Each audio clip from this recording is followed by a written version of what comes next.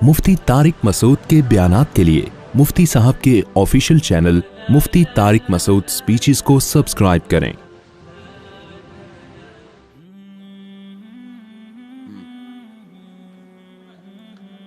देखें, ये गामदी साहब ने बात की है कि तरावी तो इस्लाम में है ही नहीं है, तो हज़रत उमर ने शुरू की है। हज़रत उमर ने तरावी शुरू की है, जिस तरह से शुरू की इससे पहले हमें अबू बकर के दौर में ये नहीं मिलती। और नबी सल्लल्लाहु अलैहि वसल्लम ने भी ख़त्म की है तरावी, 3 दिन पढ़ाई, उसके बाद आपने कहा कि ये फ़र्ज़ ना हो जाए। हज़रत उमर ने शुरू की। यहीं से हमारा भी अहले हदीस से इख्तलाफ भी इसी बेस पे शुरू होता है। हम ये कहते हैं कि अगर आपने तरावी को मानना है हदीस की रोशनी में, तो हदीस में तरावी का सबूत नहीं है बल्कि तरावी की नफी है। 3 दिन पढ़ के आप सल्लल्लाहु अलैहि वसल्लम ने उसको क्या कर दिया? खत्म। तो आप भी खत्म करें, समझते हैं ना? आप एक भी रकत ना पढ़ें, बोले तहज्जुद है 8 रकतें अखपल तरीके से इनफरादी जो जितनी पढ़ना चाहे। और अगर आप उमर रजी अल्लाह ताला अन्हु के अमल को बेस बनाते हैं तो फिर उमर रजी अल्लाह ताला ने 20 पढ़ी है, 8 नहीं पढ़ी है। 8 के बारे में जो मुवत्ता की रिवायत है वो ज़ईफ है, और इसकी 2 दलीलें बहुत मजबूत हैं। नंबर 1, मुवत्ता इमाम मालिक की तसनीफ है। इमाम मालिक खुद भी 8 के कायल नहीं है, वो तो 20 से भी ज्यादा के कायल हैं। और क्यों कायल है? असल में तो वो भी 20 ही के कायल हैं, लेकिन 16 रकतों के किस बेस पे कायल है वो एक अलग बहस है, वो भी हमारा हदफ नहीं है। बाकी तीनों इमाम 20 के कायल हैं। तो हजरत उमर की ये जो 8 रकतों वाली रिवायत है, पहली बात तो ये कि इमाम मालिकी मजहब में भी फतवा 8 पर नहीं है, तो वो क्यों अपनी किताब को छोड़ेंगे? और सनद के लिहाज से वो मुस्तरब है। उसका इस्तिराब क्या है? जो सनद मुस्तरब होती है ना, अगरचे वो रावी सिका भी हो, लेकिन मुस्तरब सनद रावी का इस्तिराब है ना, वो एक बयान पे टिकता नहीं है, तो इस्तिराब की बेस पे भी हदीस ज़ईफ होती है। लिहाजा बहुत सारे मुहद्दिसीन ने इसको मुस्तरब कह के इस हदीस को रद्द कर दिया है। और तीसरी ज़बरदस्त दलील ये है कि अगर हज़रत उमर ने 8 शुरू की होती, सहाबा ताबईन में हमें किसी रमज़ान में 8 रकत कोई पढ़ता हुआ तो नज़र आता है ना? कोई एक ज़ईफ रिवायत भी नहीं है। बसरा में, कूफा में, दिमिश्क में, शाम में, मलेशिया में, कहीं भी उस दौर में किसी सहाबी या ताबईन ने 8 रकतें पढ़ी हो। 16, 20, 24 इतनी मिलती हैं हमें, 16 कम से कम 16 मिलती हैं, वरना ज्यादा मेजॉरिटी तो 20 पढ़ती है। वजह क्या है? उन सब ने इसमें किसको फॉलो किया? जब तरावी उन्होंने हजरत उमर से ली है, तो रकतें भी किससे ली? हजरत उमर से ली हैं उन्होंने। तो इमाम शाफी जो उन्होंने कहा मैंने अहले मक्का को 20 रकतें पढ़ते हुए पाया, इमाम अबू हनीफा ने अहले कूफा को, जो सहाबा ताबईन से जो नमाजें मनकूल होके आई ना, सहाबा से भी हमें ताबईन से भी यही मिलती हैं 20 रकतें। तो इसलिए हमारा पहला सवाल तो अहले हदीस से है कि ये क्या बात है, आप बुखारी की 8 रकतों वाली हदीस पेश करते हो, नबी रमजान गैर रमजान में 8 पढ़ते थे, तो नबी के अमल को फॉलो करना है, तो नबी ने तो 3 दिन पढ़ के क्या कर दिया? खत्म कर दी ना। तो फिर खत्म वाली हदीस अभी तो पेश करो ना, फिर आप क्यों पढ़ रहे हो? और अगर उमर को लेना है तो फिर पूरी बात उमर की लो ना। जमात भी आपने उमर से ली, तो रकतें भी आप किससे लो? हजरत उमर से लो। अब यहां तक तो अहले हदीस का जवाब हो गया। अब हमारा सवाल जो गामदी साहब का सवाल है कि ये तो नबी ने पढ़ के छोड़ दी थी, नबी से तो सबूत ही नहीं है, ये तो हजरत उमर के, लिहाजा ये सिरे से नमाज है ही नहीं।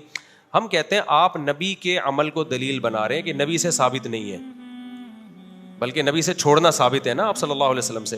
तो नबी के अमल को अगर आप दलील बना रहे हो, तो नबी के कौल को क्यों दलील नहीं बना रहे? अलैकुम बिसुन्नती व सुन्नतिल खुलफाइर राशिदीन अल महदीयीन, मेरी और खुलफाए राशिदीन की सुन्नत को फॉलो करो। तो ये हम उमर को फॉलो कर रहे हैं किसके कहने से? नबी के कहने से। मुमकिन है कुछ स्कॉलर्स यहाँ के कहें कि अच्छा हजरत उमर का तो फलां फैसला है, वो फलां फकीह ने नहीं माना, फलां साहबी ने नहीं माना, तो आप हर बात तो उमर की वैसे भी नहीं मानते। कुछ मसाइल होंगे, निकाले जा सकते हैं। हम कह रहे हैं ये वो मसला है, हजरत उमर की इस बात को तमाम सहाबा ने माना, उस्मान ने, अली ने, अब्दुल्ला बिन मसूद ने, हजरत आयशा ने, पूरी दुनिया में मशरिक मगरिब शुमाल जुनूब तरावी का इनेकाद क्या हो गया? शुरू हो गया, और तवातुर के साथ आज तक चला आ रहा है। हत्ता के हरमैन में पिछले साल 10 रकतें हुई हैं, इससे पहले 1400 साल में कोई नहीं दिखा सकता 20 रकत से 1 रकत कम हुई हो। अब या तो हजरत उमर ने कोई नई चीज गढ़ी है, गलती हुई है उनसे, गलती हुई होती सहाबा उसी वक्त आपको टोक देते, नहीं टोका। ये इसकी अलामत है कि हजरत उमर ने बिदत का आगाज नहीं किया, बल्कि हजरत उमर ने पैगंबर के अमल को जिंदा किया है। जो अमल खत्म हो चुका था, बिल्कुलिया खत्म नहीं हुआ था, जमात का अमल खत्म हो गया था, और जमात का अमल भी बिल्कुलिया खत्म नहीं हुआ था, एक इमाम के पीछे नमाज का अमल खत्म हो गया था। ہوا یہ ہے کہ نبی صلی اللہ علیہ وسلم نے جب 3 دن تراویح پڑھائی ہے نا, تو آپ صلی اللہ علیہ وسلم نے فرمایا کہ تم پہ فرض نہ ہو جائے, تو آپ نے خود آنا چھوڑ دیا. صحابہ سمجھ گئے کہ نبی چاہتے ہیں کہ یہ نماز ہم پڑھیں, لیکن فرضیت کے خوف سے آپ نے کیا کر دیا, ختم. لہذا صحابہ نے اس کو زندہ رکھا. مسجدوں میں صحابہ آتے, ابو بکر کے دور میں تراویح ہوتی تھی, عشاء کے بعد لوگ مختلف قاریوں کے پیچھے جماعت کی نماز سے قرآن سنتے تھے. ان کے پیچھے اتنی لمبی لمبی نمازیں ہوتی تھیں کہ سحری کے وقت میں جا کے ختم ہوتی تھی, عشاء کے بعد شروع ہوتی تھی. حضرت عمر جب آئے, حضرت عمر نے دیکھا کہ انہوں نے فرمایا کہ تم نے تو قرآن کو ٹکڑے ٹکڑے بنا لیا ہے, ایک مسجد میں اتنی جماعتیں کیوں ہو رہی ہیں. حضرت عمر نے یہ نہیں کہا کہ تم نے یہ بدعت کہاں سے ایجاد کی. دیکھو رمضان کے علاوہ اگر یہ مسجد نبی میں عمل ہوتا, حضرت عمر اس کو باقی رکھتے. حضرت عمر کہتے بھائی نفل نمازیں انفرادی پڑھو نا, یہ اتنی جماعتیں کیوں ہو رہی ہیں, عشاء کی جماعت ہو گئی, اپنے اپنے گھروں میں جاؤ, تہجد پڑھنی ہے انفرادی پڑھو. حضرت عمر کو اس پہ اشکال نہیں تھا اتنی جماعتیں کیوں ہو رہی ہیں. سمجھتے ہو کہ نہیں سمجھتے؟ اس کا مطلب حضرت عمر جانتے تھے کہ رمضان میں نبی سے یہ سب کیا ہے, ثابت ہے. اور حضرت عمر یہ بھی جانتے تھے کہ یہ جو اہل حدیث حضرات حدیث پیش کرتے ہیں کہ نبی رمضان غیر رمضان میں 8 رکعت پڑھتے تھے, یہ اس موقع کی نہیں ہے, کیونکہ وہ انفرادی پڑھتے تھے, جماعت سے نہیں پڑھتے تھے. اگر وہ اس حدیث کو حضرت عمر فالو کرتے تو ان سے کہتے نبی نے 8 پڑھی ہیں, انفرادی پڑھی ہیں, تم بھی 8 پڑھو اور انفرادی پڑھو, انڈیویجولی پڑھو, جماعت کی تم کو اجازت نہیں ہے. حضرت عمر نے اس حدیث سے استدلال کیا جو نبی نے 3 دن پڑھی ہے, وہ والی نہیں تھی جو بخاری کی 8 رکعت. وہ کتنی رکعتیں تھی اس کے بارے میں ایک ضعیف روایت ہے 20 رکعتیں, لیکن حضرت عمر سے اس روایت کی تائید ہوتی ہے کہ وہ 20 ہی تھیں. تو اب کیا ہے کہ حضرت عمر نے ان سب کو کہا کہ تم لوگ انفرادی طور پر نمازیں پڑھ رہے ہو, ایک امام کے پیچھے میں تمہیں جمع کروں گا. تو حضرت عمر نے کہا کہ مسجد میں امام کون ہوگا, ایک. وہ کتنی شروع کروائیں, ایک روایت میں 8 ہے, دوسری میں 20 ہے.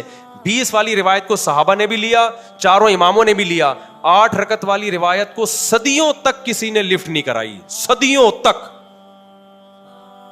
پوری روئے زمین پر نہیں ہوتی تھی, پوری. علامہ شامی نے 150-200 سال پہلے لکھے پوری روئے زمین پر 20 رکعت سے کم 1 رکعت بھی تراویح نہیں ہو رہی. اس کے بعد اہل حدیث نے کیا کہا, کتنی ہوتی ہیں, 8. ٹھیک ہے, کچھ علماء نے اس دور میں بھی کہا تھا کہ 8 ہوتی ہیں, لیکن ان کی بات کسی نے نہیں مانی, کیونکہ یہ بالکل شاذ قول تھا نا, اجماع امت کے خلاف قول تھا, تو اس کو رد کر دیا. علامہ ابن حمام ایک حنفی عالم گزرے, انہوں نے کہا کہ ثابت 8 ہے, پڑھ بھی سکتے ہو. انہی کے بیٹے نے جو علماء تھے انہوں نے نفی کی, بھائی یہ میرے ابا کا تفرد ہے, ٹھیک ہے نا, یہ ان کی اپنی رائے ہے, یہ قابل قبول رائے نہیں ہے. تو چند ایک ایسے گزرے.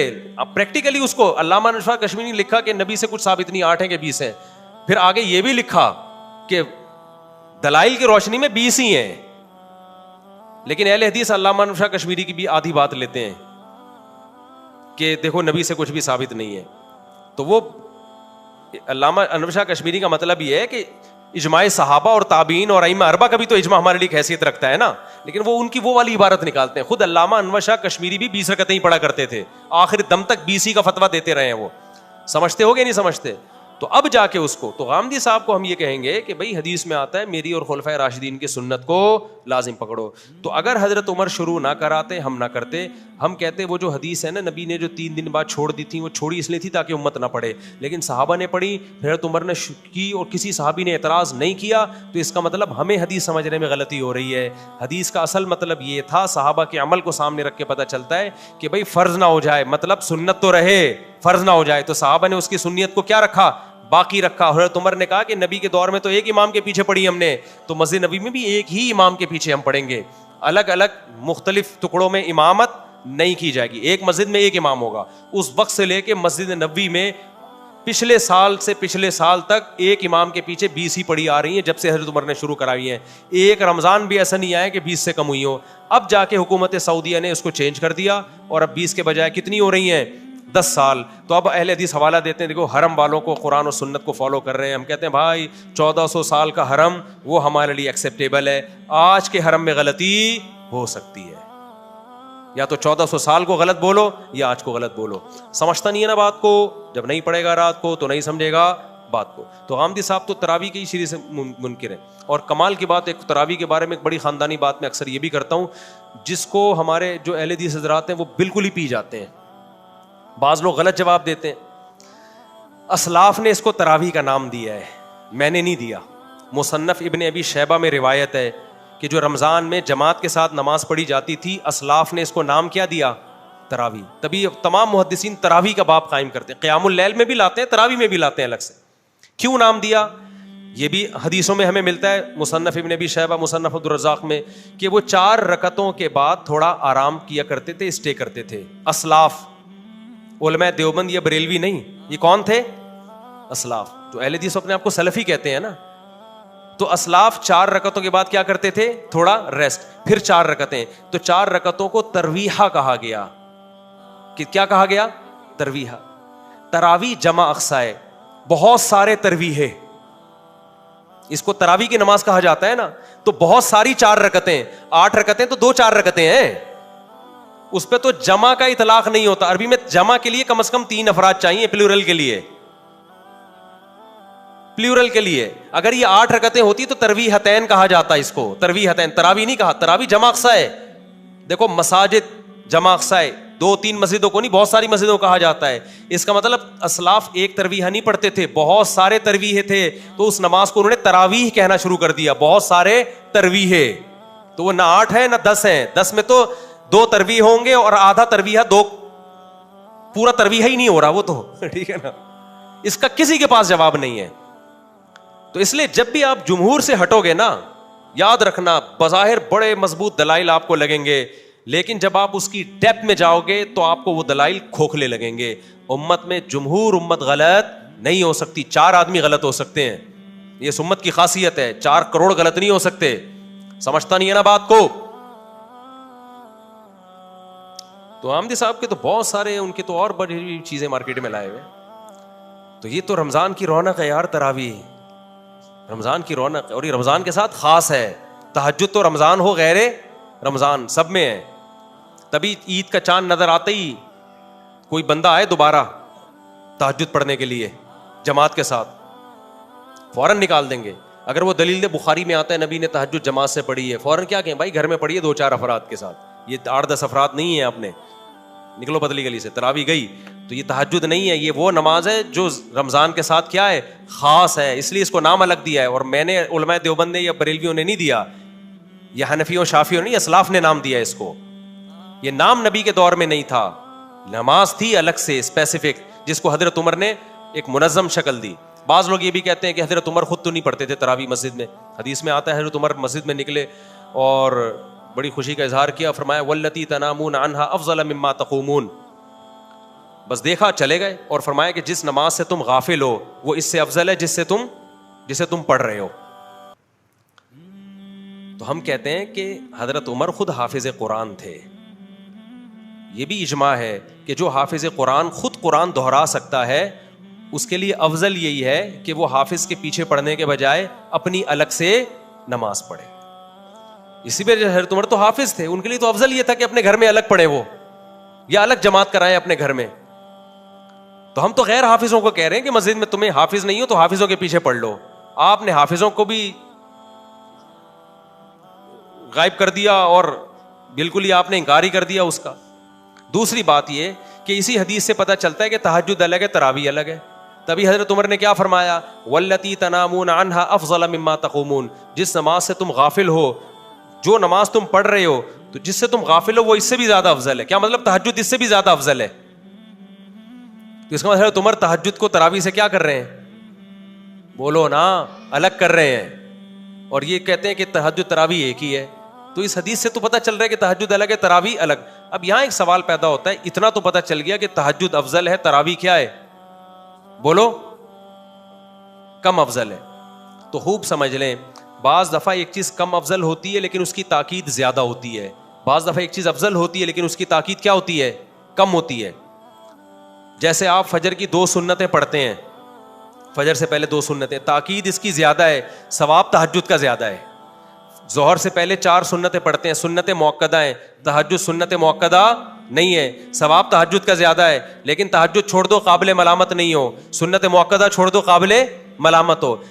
ہمیں جس اہتمام سے صحابہ سے تراویح کی جماعت ملتی ہے اور رمضان کے ساتھ, اور نبی صلی اللہ علیہ وسلم کے بار بار آپ کے ارشادات, من قام رمضان من صام رمضان, جو رمضان میں قیام کرے, رمضان میں روزہ رکھے, قیام رمضان, صیام رمضان, قیام, پتہ چلا وہ قیام جو رمضان, یہ قیام رمضان کے ساتھ خاص ہے. تو صحابہ نے اس کو تراویح ہی کو قرار دیا ہے. اس لیے علماء کہتے ہیں سنت مؤکدہ ہے. تو اصل فضیلت تہجد کی ہے, لیکن تراویح سنت مؤکدہ ہونے میں اس کی فضیلت کیا ہے؟ تہجد سے زیادہ. اس کو جزوی فضیلت کہتے ہیں. ایک خاص چیز میں تراویح کی فضیلت زیادہ ہو گئی ہے. اور اس حوالے سے دیکھا جائے کہ تہجد میں صحابہ جو قرآن پڑھتے تھے, آج لوگ تراویح میں خود قرآن نہیں پڑھ سکتے. قرآن کے سننے اور خاتمے کے اعتبار سے بھی, قرآن کے ختم قرآن کے اعتبار سے بھی تراویح کی فضیلت تہجد سے کیا ہے؟ زیادہ ہے. کیونکہ اکثر لوگ حافظ نہیں ہیں, وہ تہجد میں قرآن تھوڑی ختم کر پاتے ہیں, سمجھتا نہیں ہے نا کیا. تو ہمارے پاس سب سے بڑی بات یہ کہ دیکھو, عوام کو میں ایک آسان بات کرتا ہوں, تمہیں دلائل سمجھ میں نہیں آتے نا, تم ان اسکالرس کو سنتے ہو, تم یہ تو مانتے ہو نا ابو حنیفہ کا علم اور تقویٰ ان سے زیادہ, انہوں نے صحابہ کی زیارت کی. امام شافعی نے تابعین کی زیارت کی, ان کا علم بھی زیادہ, ان کا تقویٰ بھی زیادہ. امام احمد امام بخاری کے استاذ ہیں, امام شافعی امام احمد کے استاذ ہیں. امام مالک تو ایسے امام ہیں جن کے بارے میں بہت سارے علماء قائل ہیں کہ جو حدیث میں آتا ہے نا کہ مدینہ میں ایک عالم پیدا ہوگا جس کی طرف دنیا آئے گی, جمہور اس کے قائل ہے کہ اس سے امام مالک مراد ہیں, جنہوں نے تابعین کی زیارت کی. اتنے بڑے بڑے اسکالرز جن کو 99% دنیا نے فالو کیا ہے. تو میں صرف عوام سے پوچھتا ہوں, ان کی عقل قرآن و حدیث کو سمجھنے میں زیادہ ہے یا آج کل کے اسکالرز کی؟ لوگ فوراً کہتے ہیں ہم کسی امام کو نہیں مانیں گے, ہم حدیث کو فالو کریں گے. بھائی آپ امام کو حدیث کے مقابلے میں نہ لے کر آؤ, یہ گڑبڑ کر, یہ لفاظی ہے. ہم کہتے ہیں حدیث کی ایک ایکسپلینیشن ہے, ایک ایکسپلینیشن غامدی صاحب کر رہے ہیں, ایک فلاں پروفیسر کر رہا ہے, ایک فلاں شخص کر رہا ہے, ایک فلاں مولانا کر رہا ہے, اور ایک ایکسپلینیشن ہے جو چاروں اماموں نے کی ہے بالاتفاق. تو ہم اس عوام کو کہیں گے اس ایکسپلینیشن کو مانو جو چاروں امام کر رہے ہیں, ان کے فالوورز بھی زیادہ, اور اس دور میں فالو کیا جب علم کا دنیا میں غلبہ تھا. آج کل کے اسکالرز کو فالو نہ کرو. عبداللہ بن مسعود کہتے ہیں من کان منکم مستنن فلیستن بمن قد مات فإن الحی لا یؤمن علیہ الفتنہ, کہ جو جس نے فالو کرنا ہے نا پہلے گزرے ہوئے لوگوں کو فالو کرے, وہ آج کل کے اسکالرز کو فالو نہ کرے. یہ عبداللہ بن مسعود کا قول ہے, کیونکہ آج کل کے لوگوں کے بارے میں فتنے کا خوف زیادہ ہے, ان کے بارے میں زیادہ ہے کہ وہ کسی فتنے میں مبتلا ہوں گے. تو عبداللہ بن مسعود اپنے بارے میں کہہ رہے ہیں, تو آپ آج کل کے دور کے اسکالرز کو کیسے ان پر یعنی ان کے برابر لا سکتے ہو؟ سمجھتا ہے کہ نہیں سمجھتا ہے؟ تو آپ کہہ سکتے ہو پھر ہم چاروں اماموں کو کیوں فالو کریں, ہم ان سے بھی پہلے لوگوں کو فالو کریں. ان چاروں اماموں نے اپنے سے پہلے لوگوں ہی کو فالو کر کے فقہ کو مرتب کیا, کوئی نئی چیز مارکیٹ میں یہ لوگ نہیں لے کر آئے ہیں. ان چاروں نے عبداللہ بن مسعود کے اس قول پر عمل کیا ہے, سمجھ رہے ہو کہ نہیں, انہوں نے مرتب کیا ہے فقہ کو. تو یہ بات 20 دفعہ بتائی جا چکی ہے, کھوپڑی شریف میں آتی نہیں. آپ اگر اسلام پہ باقی رہنا چاہتے ہو نا, آپ کے پاس ان چار اماموں کے علاوہ کوئی راستہ نہیں ہے, ورنہ ایک ایسی جنگل ہے نا, ہر آدمی ہر اسکالر قرآن و سنت کے نام پہ کوئی گدھے کو حلال کرے گا, کوئی کتے کو حلال کرے گا, کوئی جناب آگے جا کے 3 طلاقوں کو ایک کہے گا, کوئی کہے گا 3 ایک بھی نہیں ہوتی, کوئی کہے گا طلاق سرے سے ہے ہی نہیں, کوئی کہے گا خلا کا عورت کو ہر وقت اختیار ہے, جیسے مرد دے سکتا ہے عورت بھی دے سکتی ہے, کوئی کہے گا یتیم پوتے کی بھی اسلام میں میراث ہے. ہوا ہے نا ایوب خان کے دور میں مذہبی اسکالر آئے تھے, انہوں نے کہا کہ بیٹا مر گیا, آپ کا سگا بیٹا موجود ہے, تو وہ جو پوتا ہے اس کو بھی وراثت ملے گی. تو بہت کچھ اجماع کے خلاف. پھر کچھ اسکالر ایسے بھی آئیں گے جو کہیں گے عورت صفا مروا میں دوڑے گی. ناصر البانی نے فتویٰ دیا کہ عورت دوڑے گی صفا مروا میں. انہوں نے کہا حدیث دکھاؤ کہ کہاں لکھا ہے کہ نہیں دوڑے گی. ہم کہتے ہیں چاروں اماموں کا فیصلہ نہیں دوڑے گی. امت اسی پہ آ رہی, کہہ رہے ہیں بھائی 4 امام کیا ہوتے ہیں, حدیث دکھاؤ. تو چاروں اماموں نے دیکھا اجماع ہے کہ عورت کسی کو بھی دیکھا صحابہ تابعین میں کوئی نہیں دوڑ رہی, انہوں نے فتویٰ دے دیا نہیں دوڑے گی, چاہے کوئی حدیث نہیں بھی ہو. انہوں نے کہا یہ اجماع کافی ہے. البانی رحمہ اللہ نے کیا کہا, بھائی حدیث تو نہیں ہے, تو ان کا فتویٰ ہے باقاعدہ کہ عورت کیا کرے گی صفا مروا میں, دوڑے گی. تو یہ سب چینج ہوگا آہستہ آہستہ. تو امت کو تباہی سے بچانے کا آپ کے پاس ایک ہی راستہ ہے, وہ بھائی صدیوں سے جو فقہ قانونی شکل میں مرتب ہو گیا نا, اسی پہ رہنا ہے. دائیں بائیں گئے تو بے لگام اونٹ. ایک نے, میں نے ڈاکٹر اسرار رحمہ اللہ کی فضیلت پہ بھی بیان کیا نا, تو میں نے کہا ڈاکٹر اسرار کا ایک اچھا کارنامہ تھا, ایک نیا فقہی مسلک نہیں نکالا انہوں نے, انہی فقہا کے پابند رہے جو پہلے چلے آ رہے ہیں. کسی نے لکھا کہ جب تک یہ مولوی لوگوں کو فقہی پابندیوں سے نہیں نکالیں گے نا, مسلمان قوم ترقی نہیں کرے گی. بعض لیبل بڑے اچھے ہوتے ہیں, یعنی فقہی پابندیوں سے نکال کے قرآن و سنت پہ نہیں لائے گی, ڈائریکٹ لیبل اچھا ہے, لیکن اس کا اصل میں مطلب پتہ ہے کہ اس کو یوں کہنا چاہیے, جب تک مولوی لوگ لوگوں کو بے لگام اونٹ کی طرح نہیں بنائیں گے نا کہ جو چاہے قرآن و حدیث کی اپنی طرف سے جو چاہے تشریح کرے, جب تک امت ایسی بے لگام اونٹ نہیں بنے گی اس وقت تک ہم ترقی نہیں کریں گے. تو آپ بے لگام اونٹ بنا رہے ہو لوگوں کو. جو اٹھتا ہے قرآن و سنت کے نام پہ کوئی بھی مارکیٹ میں فتویٰ لے آتا ہے, اسے کہا جائے کوئی ریفرنس دو کس فقی کا یہ فتویٰ, کہ فقہ شقہ کو نہیں ہم مانتے, فقہ شقہ کو نہیں, ہم فقہ کو نہیں مانتے. تو اس کا مطلب سارے گھاس کھا رہے تھے, اب آپ مارکیٹ میں آئے ہیں. تو ایسا نہیں ہوتا میرے بھائی. یہ امت گمراہی پہ حدیث میں آتا ہے جمع نہیں ہوتی, اور ایک دفعہ نہیں صدیوں تک گمراہی پہ جمع ہو گئی. میری کھوپڑی اس بات کو کائنڈلی نہیں مانتی.